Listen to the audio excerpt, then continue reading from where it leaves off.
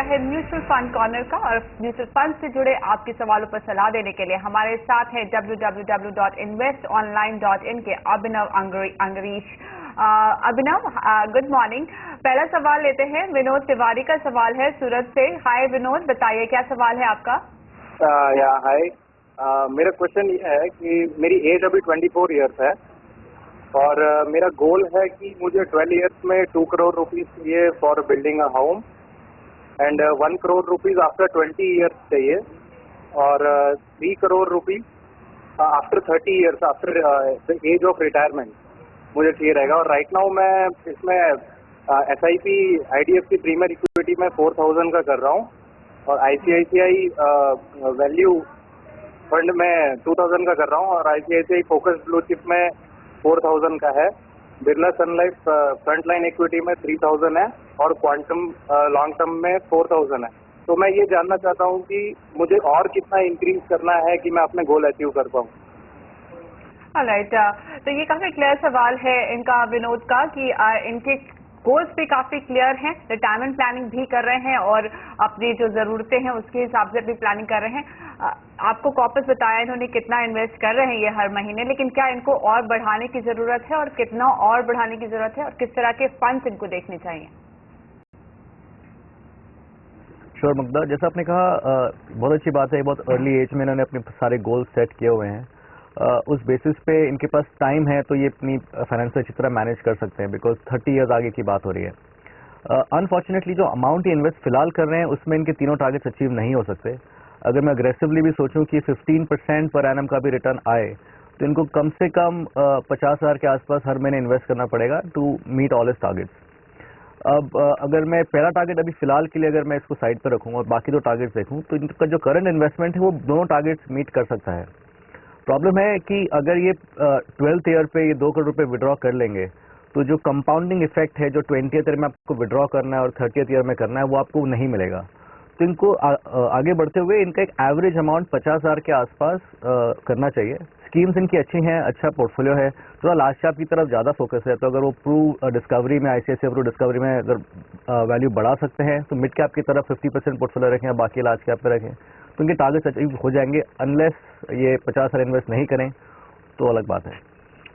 Okay, चलिए तो ये राय आपको दे रहे हैं। अगली दर्शक हमारे साथ बेंगलुरु से ऋतिका जैन है। Ritika, good morning. मैम, बताइए क्या सवाल है आपका।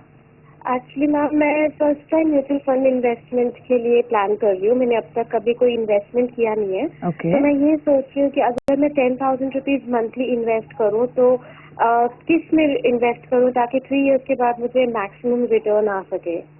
ओके, लेकिन ऋतिका, क्या आप ने कोई गोल बनाया कि इतना कॉर्पस आपको किसी स्पेशल वजह के लिए चाहिए?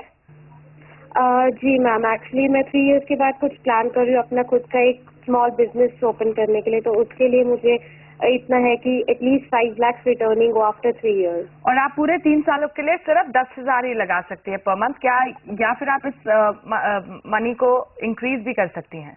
मैम मैं इंक्रीज कर सकती हूँ। मेरा बजट है 10,000 से 15,000 तक। ओके, श्योर ऋतिका, ये सब डिटेल्स अब क्योंकि हमारे पास है तो हम श्योर अभिनव आपको बता पाएंगे। अभिनव, क्योंकि इनके पास समय सिर्फ 3 साल का है, पैसे इंक्रीज भी कर सकती हैं पर मंथ, क्या सलाह देंगे आप?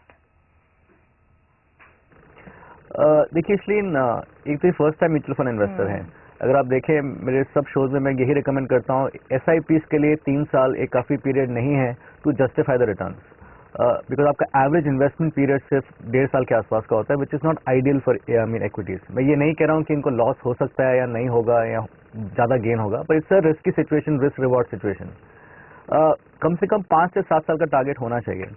पर अगर इनके पास सिर्फ 3 साल का ही पीरियड है उसके बाद इनका प्लान है कि ये जाके कुछ और कुछ और इनको स्टार्ट करना है वो पूरा कॉर्पस से, तो मैं इक्विटी को रिकमेंड नहीं करना चाहूँगा बिकॉज रिस्क ज़्यादा है और पीरियड उसको सपोर्ट नहीं कर रहा है। येट अगर वो रिस्क की तरफ बढ़ना चाहती हैं और फिर भी इन्वेस्ट करना चाहती हैं तो मैं इनको 3 फंड रिकमेंड करूँगा, more focus towards large caps. तो ICICI प्रू टॉप 100 में इन्वेस्ट करें से अबाउट 3,000 रुपये, रिलायंस टॉप 200 में इन्वेस्ट करें 4,000। तो ये इनका एक large cap mid cap portfolio हो गया। और एक aggressive portfolio ICICI pru value discovery fund में 3,000 रुपये इन्वेस्ट करें। मैं फिर कहूँगा ये रीथिंक करें बिकॉज पीरियड मेरे हिसाब से आइडियल नहीं है SIPs के लिए।